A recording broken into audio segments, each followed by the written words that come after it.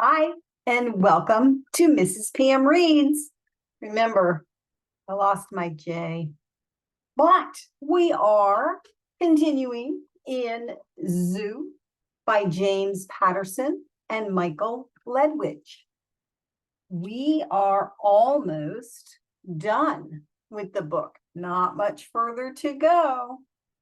In our last video, basically we learned about the peacefulness now that the animal behavior was not aggressive.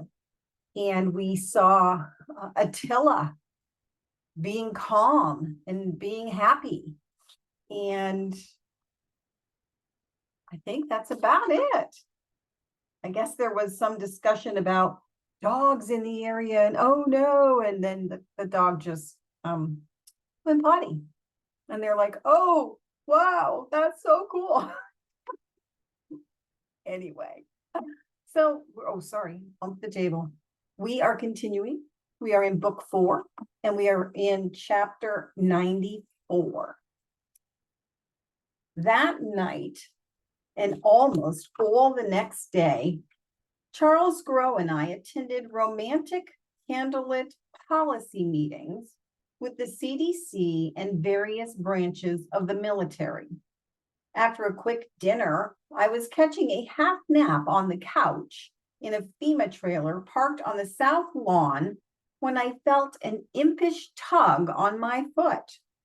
I sat up, and NSA Chief Leahy sat down beside me. Leahy and the NSA had been put in charge of monitoring the effect of the industrial power shutdown on the animal populations. I'd been waiting to hear back from him. He smiled and handed me a cup of coffee. Well, the suspense is killing me, I said, yawning and taking the coffee. What's the story, Morning Glory? Leahy's smile brightened and broadened. Come see, boy genius. We left my trailer and headed into another one near the rose garden that had a satellite dish wired to the side of it. There was a rattling hand-cranked generator hooked up to the trailer. It was a communication room. There were a dozen tech and military people barking into phones, staring at monitors, pointing at bright, shiny things on screens. Leahy peeled some sheets off a fax machine and handed them to me. Feast your eyes on these, Wizard of Oz, he said. On the Thursday before the shutdown, we were getting national reports of thousands of attacks every day. Now, look at yesterday's tally in the US. I glanced at the sheet. Am I reading this right? 3, I said. Exactly, Leahy said. Not only that, we're getting in more and more stories about dogs returning to their owners. The industrial and communications freeze really has knocked out the airborne pheromone. Your plan wasn't just a home run, Oz. It was a grand slam. You're going to be very famous. I think you may have just saved the world. Leahy put his arm around my shoulder. That's why we're going to get you out of here, kiddo. I pulled some strings. I'm going to get you back to your family in New York. I looked at him. Was that even possible? I felt like weeks had gone by since I'd seen Chloe and Eli. Surely you're joking. No, sirree, and don't you call me Shirley. They gassed up your chariot as we speak. You're on the G6 again. I thought about Chloe, about the actual possibility of touching my wife, holding her, burying my face in her neck, and Eli. I wanted to put that kid up on my shoulders and just walk with him and show him everything that I stopped. What the hell was I doing? What was I thinking? What were they offering? To let me break the rules? And if they pulled some strings for me, how many others were they pulling them for? Hold it, I said. Wait a second. I'd love more than anything to see my family, but it's too soon. There can't be any travel now. No combustion engines, no electricity for at least 2 weeks. That was the plan. You know this. One 20-minute plane trip won't break the camel's back, Oz. You deserve this. Deserve? I said, feeling a bubble of fury flare up inside me. I grabbed him by the lapels. That's Washington, isn't it? The rules are for the little people, right? We deserve it. Which part of the continuation of civilization do you morons not understand? You think this shutdown is the end? This is the beginning of the beginning of the beginning. Let go of my jacket, Leahy said. I shoved him away. Do you think this will work without real sacrifice? Without everyone's sacrifice? The bans on gas, cell phones, electricity, they have to be for everybody. The NSA, the military, VIPs, hell, even the president and the Holy Congress. This is just stage one. Don't you understand? We have to do this until we come back with a permanent solution. If everything goes back to normal, then it's going to be feeding time again at the zoo, Leahy. You tell all the fat cats to cork the champagne and cancel the tea times. It's time to suck it up like the rest of us. Relax, Leahy said. I get the picture. I understand. You're right. Do you? I wonder. I said as I was leaving, but I hope so, for the sake of the world. Chapter 95. On Saturday morning, I blew off every meeting on my schedule. The Senate Committee on Environment and Public Works wanted a meet and greet, as did a group of clinical pathologists from the CDC. But after the row with Leahy, I was almost sick to death of policymakers who were looking at this thing as if it was already over.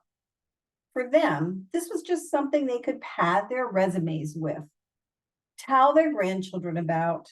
They needed to understand that if they didn't take it seriously, there weren't going to be any grandchildren to tell it to.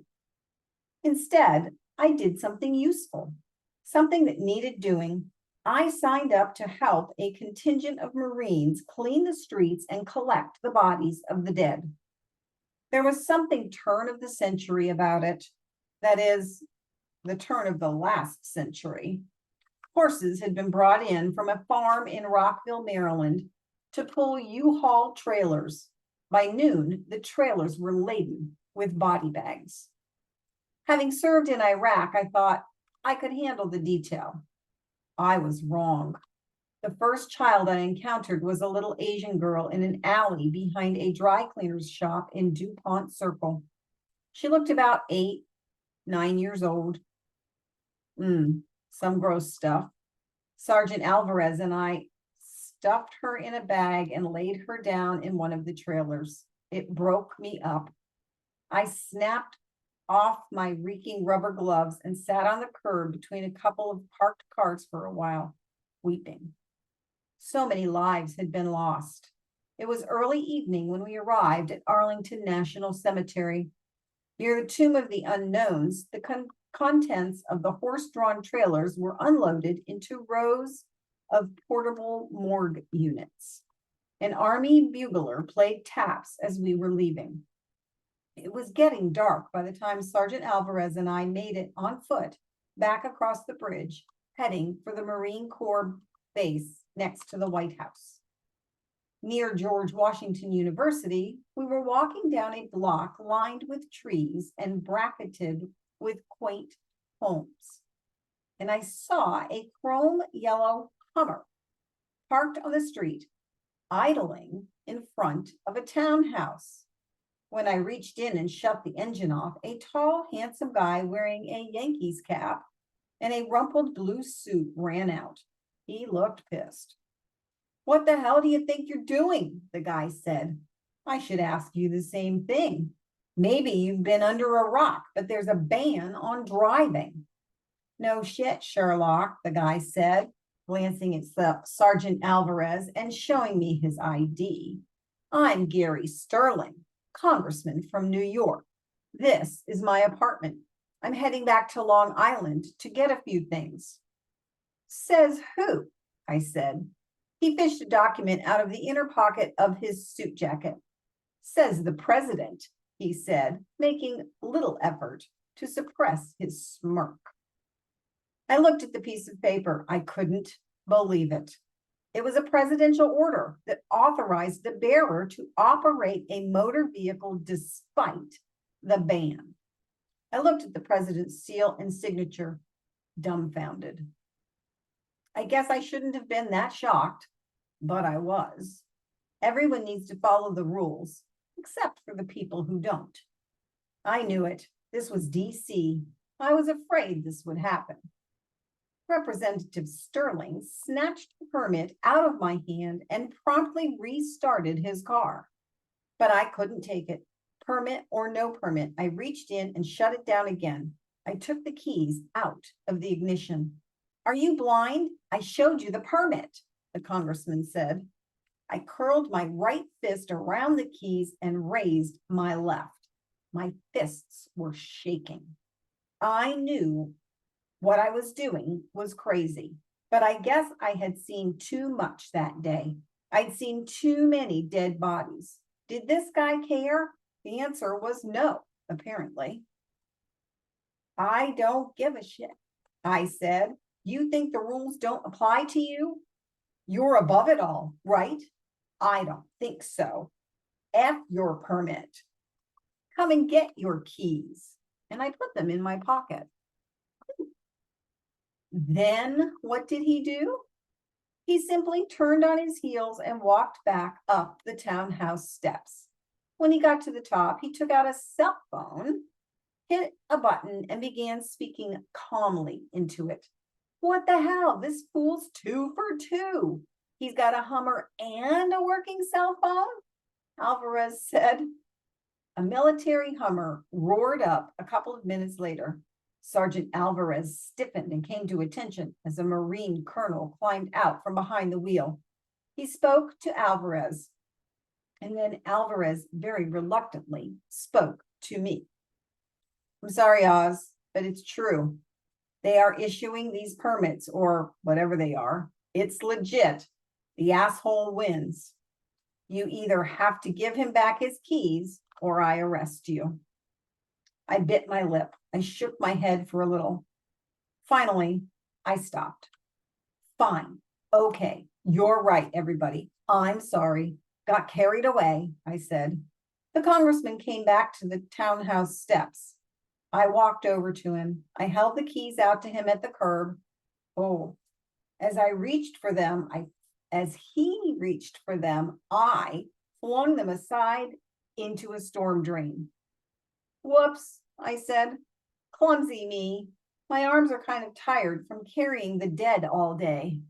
Truly, my bad. Alvarez, even with the glaring colonel present, was having trouble burying his smile. I walked away and nobody tried to stop me. Guy Smiley was beside himself, cussing like a sailor with a toothache, frothing with self-righteous indignation. He gave me the finger. Hey, that's nothing new, is it, Congressman? I gave him a little feminine wave.